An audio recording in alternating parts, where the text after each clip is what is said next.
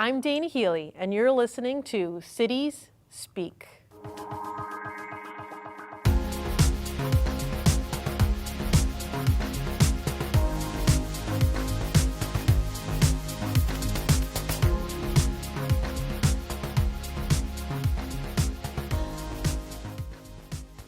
Rick Montour has been a Little Canada resident since 1994.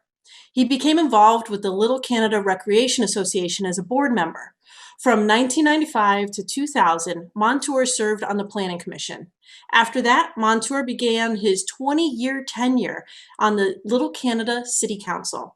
He's also served on the North Suburban Communications Commission for 20 years, being inducted in the NSAC Hall of Fame in 2014 and guiding the organization through two 10-year franchise agreements and numerous strategic planning initiatives. He is a passionate supporter of Canadian Days and other community events that bring people together. Rick, thanks so much for joining us. Hey, great. I'm glad to be here, and I appreciate the time to be able to visit and reflect on some of the accomplishments during my term as a Little Canada City Council member. And there's been quite a few accomplishments. And during your last city council meeting, you stated that your biggest accomplishment wasn't necessarily tied to a structure or a policy, but really the collaborative nature of the city council. So what do you think have been key factors that have helped created a successful collaborative environment on the city council?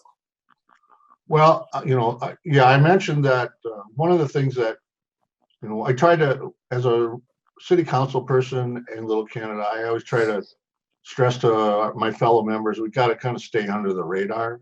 We don't want a lot of publicity. We want to do the right thing for our residents, for the residents. But I would tell you, there's a couple of things that are important. One is that you have to have confidence in your city staff.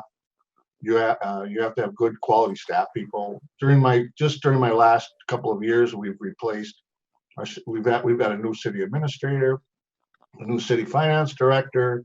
We now have the city now has a community development director. So there's been a lot of changes, in the staffing of Little Canada, which was very, very, very, pretty much stayed the same for quite a number of years. And so this was a big change. And so you have to have confidence in your city staff. Secondly, you have to have trust and develop relationships with your other council members and your mayor. And I think you have to, you all have to be on what they say. You have to be on the same page. And I think that we all did. You have to think outside the box in many cases. You have to follow city ordinances, city rules, city policies. But there's opportunities for you to think outside the box, to make something work for a resident or a business, to help them through and collaborate with your council members and work together with them to make things work. Sometimes it's not a straight line to the answer. It's some way to work through it. What I think most importantly is you as a council person, you're a policy person. You're directing policy. I never was really too concerned about day-to-day activities in the city. I pretty much let the staff handle that. But when it comes to policy, I think that's important, the future direction of the city. But another important thing is you have to put aside personal agendas. Personal agendas have to go away.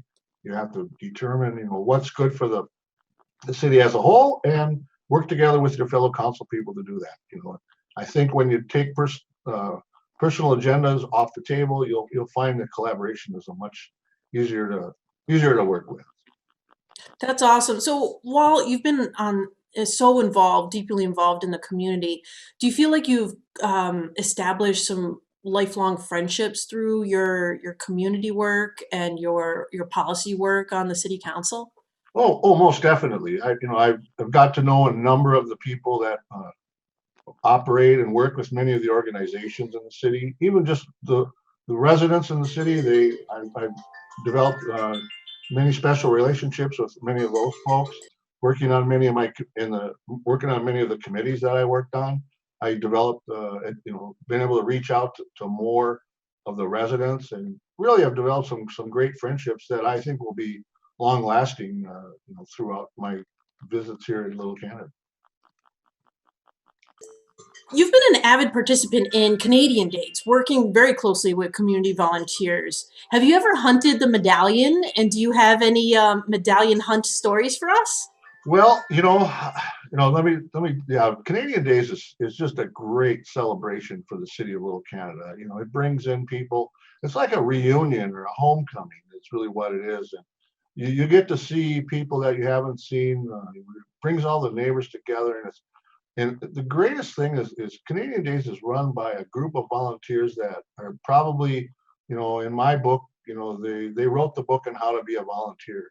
They work tirelessly 12 months out of the years to put this 3-day event together, and they really do a great job. And I've been lucky enough to be able to participate in some of their activities. We welcome our visitors from Thunder Bay and the McGillivray Pipe Band from Thunder Bay, Canada, come down, and I had an opportunity to give a few welcoming speeches to those folks. I judged the car show, which is kind of a unique situation. There's a trophy called the Mayor's Choice, and I would assist the mayor in helping him make his choice.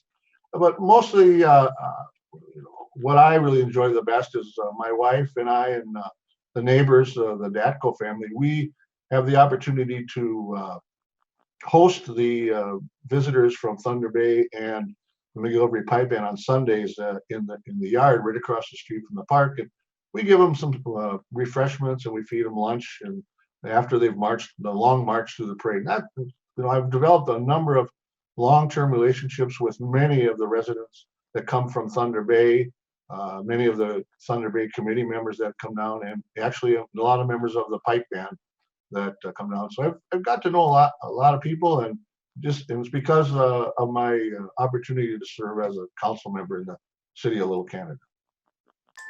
Yeah, it's such a great community event. It really brings people together. It was one of my first parades that I did when I first moved here, and it was just a really cool experience to see everybody come together. Well, hopefully, with COVID, everything, the vaccines and everything. Hopefully, that'll all put the virus in the past, and we can have a really bang up celebration for Canadian Days. I believe Canadian started like in 1976, and I think this last celebration was the first one ever canceled in the history of Canadian Days. So, Little Canada has like a sister town, a sister city in Canada. Is that correct? Yep. So, like even behind me, over my shoulder here, you can see there's a fan. That's a rendition of actually, it's the city of the city of Thunder Bay. That's their flag, of their city flag. So, um, actually, right about the same, there's a group of city officials. Ray Hansen, who is, we called him the old gray mayor in Little Canada. He's since passed, but Ray was a mayor in Little Canada for a number of years.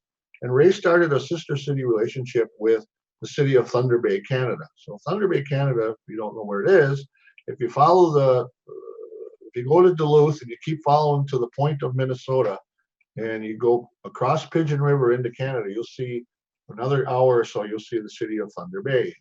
They're kind of known for the Sleeping Giant, which they're right on Lake Superior. They have the Sleeping Giant Memorial, and I encourage people listening and watching to visit Thunder Bay. It's a wonderful place to go. The people are very friendly, and the food is awesome, and the sights are pretty exciting to see. That's awesome that there's that kind of relationship with another city in another country.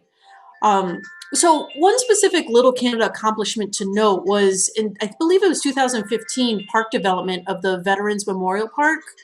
How did that committee work alongside veterans to develop something that's really so important for the community impact you? Right. Well, I was, uh, again, the Veterans Memorial. If I had to put on my top five of accomplishments, being part of the city, I would say that's right up there.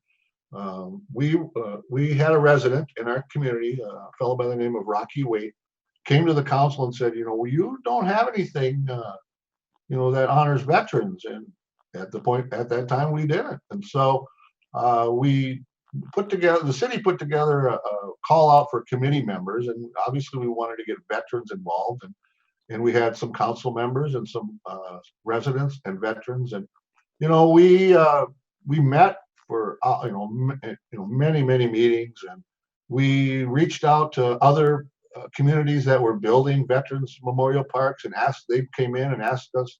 They gave us their input on how to do this. Because one of the things the committee wanted to do, the committee wanted this to be, and this really came from most of the veterans that were on the committee. They really wanted this to be all self-sustaining. They didn't want the city to pay for this park. Obviously the city needed to provide them with some property, but the committee didn't. The committee wanted to have this all be self-sustaining. So there was a couple of folks on the committee that really were aggressive and went out and got donations from businesses, organizations, and groups to really fund this Veterans Memorial Park. If you look at the history of the Memorial Park, it was built in stages. And one of the reasons why we built it in stages was because we wanted to pay as we go. So if we had so much money to spend, so that's what we built, and then we did second stage, and then we did third stage. So it's complete up there now. It's right on Little Canada Road, right across from the bowling alley, or if you know where the Donut Hut is, everybody on CTV knows about the Donut Hut. It's across the street from the Donut Hut, and it's a great place. There's a lot of people that donated stool. You can see benches out there that have veterans' names on it. You can purchase a brick from the city, and you can have your veteran's name placed in a paver brick to memorialize them. It's a great place to go and reflect and sit and think about the service that the veterans provided. But one thing that we have is pretty unique is we've got a war dog memorial, which honors war dogs that served in all the in Vietnam and in World War II, and it's got some pretty good history up there, and it's a pretty impressive stone that we've got up there, and we welcome everybody to come up and take a look at it. That's awesome. I haven't seen the War Dogs Memorial yet, so I'll have to take a little hike out there with my kids to go check that out. So your 20 years of committee work for Little Canada, one commission that we know each other from is the North Suburban Communications Commission. So in your 20 years in the commission, what have been some key moments, because you've been involved in it for so long, that you believe shaped the organization? And also, what is your favorite memory of the organization, formerly known as CTV North Suburbs, now 9 North? 9 North. Yeah. I like 9 North. I would if I look back in the history of representation to the North Suburban Access Corporation, I would tell you I'm probably the third person that ever represented the city of Little Canada. In my recollection, it was Bill Blazner was the initial representative when the organization began. Then Kathy Glanzer was our city clerk, and she served for a number of years, and then I took over. So there's really only been, I don't know if any other city in the nine groups can say that they only had 3 people representing their city in that entire tenure. With that said, obviously, North Suburban Access and the Communications Commission have really, come a long way since I started representing the city back in the year 2000. We spent a lot of time. We spent a lot of time negotiating difficult negotiations with the cable provider, and some were positive, some not so positive. So we spent, I would say at that time, the Access Corporation was more focused on public access, and the commission really didn't.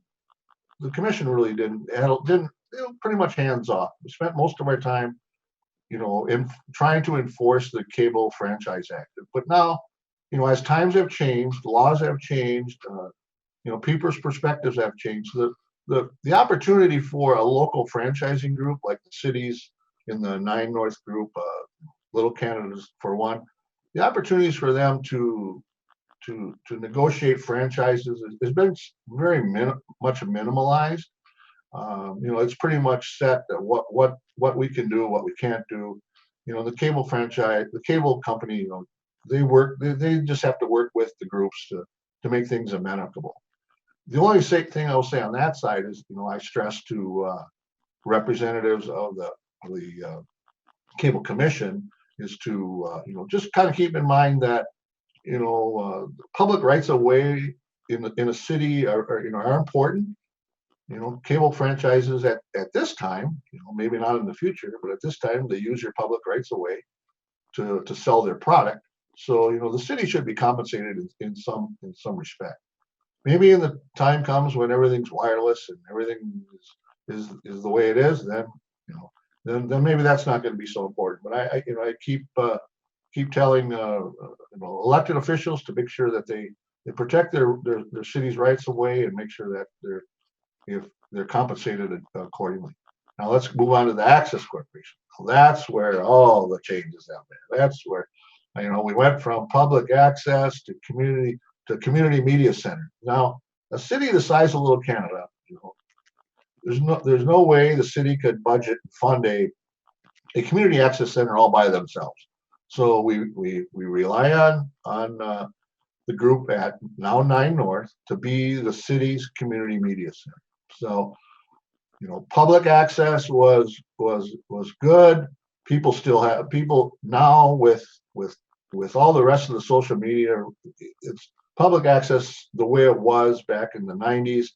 It just doesn't serve its purpose anymore. So, we've moved to more of a community media center. If people still want to broadcast their own programs, they can do that with their.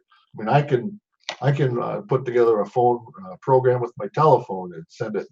Or I can put it on Facebook, or I can go on Facebook Live. And there's just so many other avenues that we can use. But we need a media center where residents or businesses, and especially organizations, can come and get their word out. And I think you guys are doing a bang up job.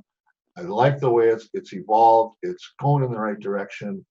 With the collaboration of all the 9 cities, and now maybe going to the future, maybe 12, 15, 20. I mean, I've advocated a larger organization I guess almost since the day I started. So I think it's getting to that point now. It's with more cities involved, you have more resources, you have more input, you have more opportunity to become better and stronger.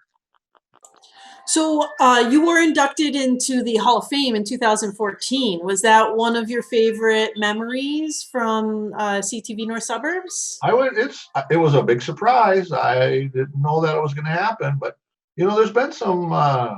I learned a lot of things. Some good, some not so good. I learned. I went through. If a person has ever been in negotiations with somebody the size of some of the cable providers, franchise negotiation is a really difficult. At the time, it was a really difficult thing, and it was very eye opening to me. But I think the aspects of the volunteers that we had at CTV, they were very genuine. They're very nice folks. They're trying to get their word out, but I would say it's the only Hall of Fame that I'm in, so I guess it's probably a good thing. So what advice would you give to the incoming city council member as well as the incoming North Suburban Communications representative as they take their seat to represent Little Canada? Well, I guess I kind of mentioned some of this earlier, but I would say to the incoming council member, just hold to your truths. Listen to the residents, get out into the community and talk with the folks. They've got they've got a lot to say, but they just don't want to call you up and tell you that they got a lot to say. So it's, you need to they like to talk, and they've got a lot of ideas, and make sure that they're heard and listen to what they have to say and work with your fellow council people. Listen to the staff people. Use the resources that are available, with the League of Minnesota Cities to learn you know, and how to really how to be a council member. It's an honor, but it's also a lot of work. You have to be devoted and you have to be passionate and kind of go in that direction. For It's the real. Go on. Yes. for the Access Corporation, it's learn as much as you can about community media centers and how the community media center can help the city, get out their message and become better and stay true to the mission of the organization and work collaboratively with the other members of the organization.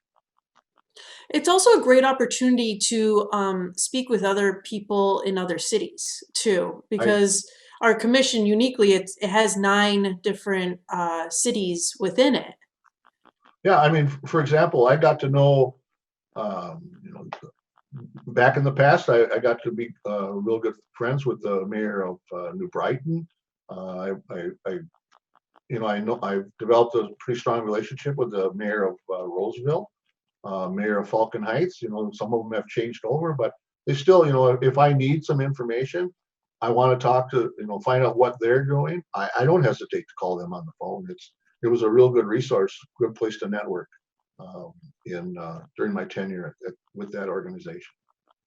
Yeah, it's really a great way to bring the communities together and just leverage economies of scale. So I mean, I'm a little partial to the cable commission myself. So Well, and then, like I mentioned before, while I'm going through in Little Canada, I'm going through the hiring of a new city administrator, and our initial city administrator had been there probably 40 years, and then we lost our executive director for the cable commission, and so that's when I was involved with hiring you, and I think we really made an excellent decision. I think you're doing a great job, and I'm pretty excited about some of the. That's another one of my accomplishments. I'll take credit for that one too.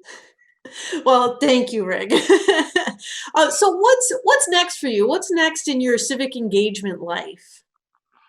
I don't know. I'm gonna probably take a step back a little bit and kind of, I'll probably just kind of sit tight. I told the mayor, and I'm gonna kind of keep an eye on those guys, make sure they do the right things. But I'm gonna just kind of take a step back and kind of ponder things and things that, because I've been involved in community activities for 30, 40, over almost 40 years. So, before I came to Little Canada, as soon as I got to Little Canada, and now, it's kind of an abrupt stop, but I'm still a member of the Little Canada Recreation Association. Not very active, but I'm a member. I'm going to probably reach out to Little Canada Days, to those folks, to see if they can use some more help, and I'm sure they're going to say yes. So that's probably the extent of it at this point in time.